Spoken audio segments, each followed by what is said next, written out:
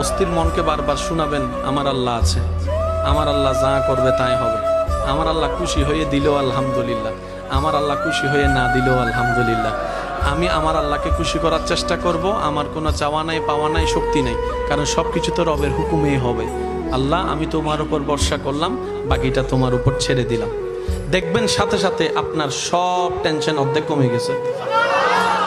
তাহলে আপনার রাগ উঠারও সম্ভাবনা, প্রেশার বাড়ারও সম্ভাবনা, প্রেশার লো হয়ে যাওয়ারও সম্ভাবনা, চিন্তায় গালে হাত দেওয়ারও সম্ভাবনা, আপনি স্থির হয়ে যাবেন।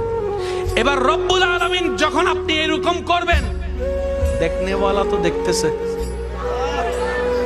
দেখনেওয়ালা তো দেখতেছে।